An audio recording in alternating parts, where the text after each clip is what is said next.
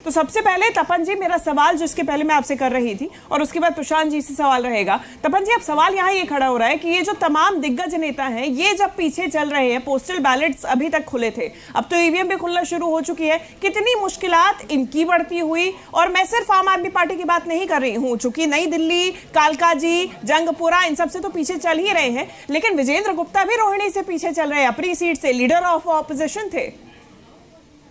देखिए, मैं तो कुल मिला के पूरे दिल्ली की बात करूंगा। जिस तरह की जो चुनाव की रणनीति दिख रही है ना, ऐसा लगता है कि वार छिड़ा हुआ है।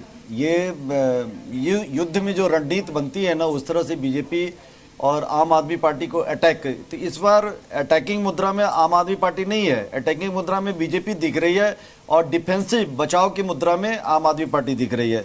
थोड़ा हम वीरेंद्र सचदेवा की बात करेंगे। थोड़ी देर पहले आपने उनको कैमरे के सामने बोलते हुए दिखाया था। वीरेंद्र सचदेवा पंजाबी कम्युनिटी से बिल्कुल तपन जी, और इस बीच बड़ी जानकारी ये भी सामने आ रही है कि बीजेपी 47 सीटों पर आगे पहुंच गई है, आम आदमी पार्टी 22 सीटों पर आगे चल रही है। ये आंकड़ा लगातार बदलते जा रहा है और बीजेपी के फेवर में आता हुआ नजर आ रहा है।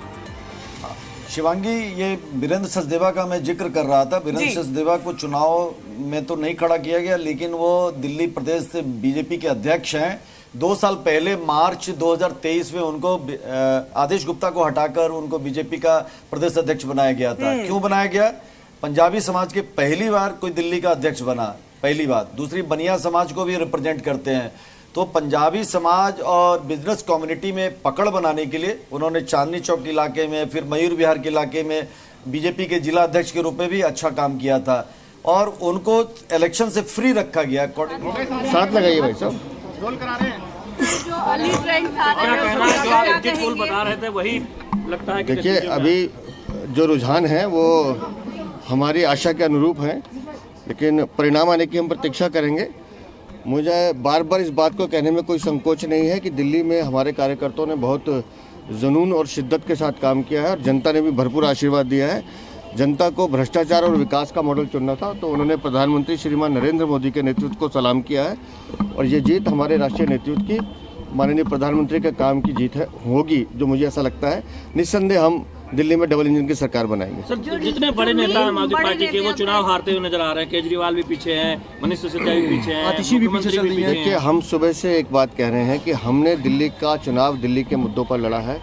हम अरविंद केजरीवाल से बार बार भ्रष्टाचार की बात पूछते थे, शीश महल की बात पूछते थे, शराब घोटाले की बात पूछते थे, टूटी हुई सड़कों की बात करते थे, सीवेज के ओवरफ्लो की बात करते थे, गंदगी की बात करते थे, गंदे पानी की बात करते थे, लेकिन अरविंद केजरीवाल इन मुद्दों से भागते थे।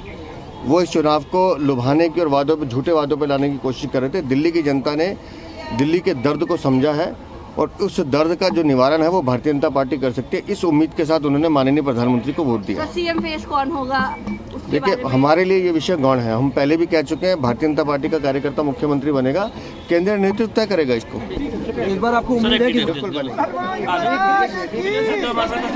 चलिए, मंदिर से अब निकल रहे हैं बाहर, भगवान का ले लिया है आशीर्वाद और कह रहे हैं कि पूरी बहुमत के साथ सरकार बनाने जा रहे हैं हम। वीरेंद्र सचदेवा को सुन रहे थे अभी आप।